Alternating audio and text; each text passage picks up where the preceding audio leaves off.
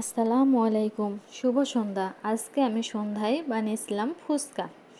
আমি মার্কেটে গেছিলাম, ওখান থেকে রেডিমেড ফুচকা কিনে নিয়ে এসেছিলাম। এখন আমার মেয়ে বলছে আম্মু আমাকে ফুচকা ভেজে দাও, সেই জন্য ওর জন্য এই যে ফুচকা ভেজে নিচ্ছি। ফুচকা দেখে সবারই লোভ লাগে, তাই না? আমাদের তো ফুচকা খুবই পছন্দ। আমি ইন্ডিয়াতে গেছিলাম, তখন অনেক ফুচকা খেয়েছি। আসলে ইন্ডিয়ার ফুচকাগুলো আরও বেশি মজা ছিল। আর এখানে করে রেখেছিলাম টক পানি। টক পানিতে আমি বিট লবণ, কাঁচামরিচ, তেঁতুল দিয়ে টক পানি করেছিলাম।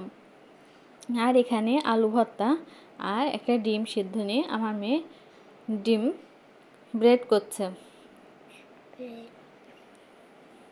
এই যে দেখেন, একা একাই করছে, সব কিছু নিজে একা একাই এগুলা করেছে। ফুচকাতে আলু ভর্তা, ডিম, টক পানি দিয়ে ও নিজেই সব সাজিয়েছে। দেখেন ফুচকাগুলো কত সুন্দর লাগছে, দেখেই মনে হচ্ছে খেয়ে নিতে, তাই না? আর এখানে আমার দুই মেয়ে খেতে বসে গেছে ফুচকা।